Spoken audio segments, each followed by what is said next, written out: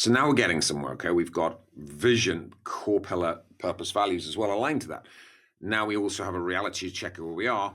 Great. Now we want the bridge, which is the strategy which leads the two together. But strategy without execution is a very expensive daydream. Okay, we need to be clear. Now, we should have got clarity within the strategy of exactly what matters, exactly what the main drivers are. And now we move into who's doing them. So it's like clarity of strategic execution, clarity of prioritization, which is what strategy on a page does for you, moving it through 1 year, 1 quarter, 1 month. Now, I'm going to go a little bit deeper on here. We need the rhythm. We need the heartbeat. So we're clear on what we want to achieve on the year. We're clear on marketing, sales, operations, cash, talent, crystal. We now move it into the 90 days. The 90-day execution and ownership of that execution is where the crux of business scale and growth comes in macro terms. But then we also need to turn that into absolute monthly, 30-day cycles. What matters? And this is where strategy on a page ends. Strategy on a page is making sure full clarity and strategic focus is happening on a 30-day cycle. And that's where marketing, sales, operations, cash, talent, what's the main priorities this month, and are we executing them?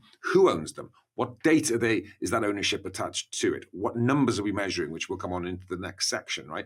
So this is where execution rubber meets the road. I've seen many, many great strategic plans, and a lot of them have failed because no one's owned them and we haven't driven the execution through properly. So let me give you an example. I worked with, and this was only literally last year, I worked with a great professional service company. It'd been around for a very long time. It took literally 18 years to scale to 3 million. That's quite a long time, right? But a lot of businesses do this. They take a long time to get up to 1 million, and then they kind of get through 1 million, and they felt that they've broken the £1 million barrier, get to 2 to 3, and they've been at 3 million, and they've been at 3 million for like 5 years. So literally, it was 2.8 or it was 3.2, but it was like a chasm of doom. And at that point, it was still tight, and margins were tight, and they could not break out of it. Here's why: they weren't focused. And it was a professional services company. They had no focus on sales and marketing. They were all about the operations, and they were missing their gap. They were ignoring their weaknesses. They were certainly delusional to their incompetence. We got in there. We got clear. There's a couple of people that shouldn't have been there, which got exited respectfully. And then we got a bit of new blood in the business too. So what happened? We got focused. Now, they were at the same revenue, right? Same problems, the same excuses for 5 years. And within a 6-month period, we were able to turn things. We got, with a slight shift in talent, a slight shift in mindset, but it's the same market, it's the same customer base, it was the same everything. We broke to 5.2 million within 18 months. And now they're on, since then, actually on a significant scale.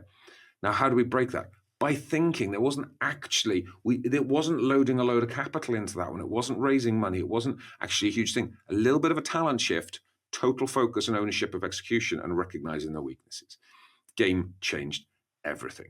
Okay. Now, so action without accountability and ownership is hope. Okay. We don't want to hope. Hope's not a strategy. We really need to have crystal clarity in the strategic direction. We need to have ownership, and we need to have the rhythms moving through the company. Now, we don't touch on in strategy on a page per se, but off the page, we do a lot of help in the next level of execution, which is the weekly and the daily. And we've got to get that rhythm running through the whole company to ensure that everybody, I believe every single person, right down to the cleaner, should know where their part plays and know how it cascades up. So putting the rhythm in is key. Your daily, a lot of people have really busy fools in the day and the week, and they're doing their weekly huddles and everything else, and not handling it and not holding it to anything else.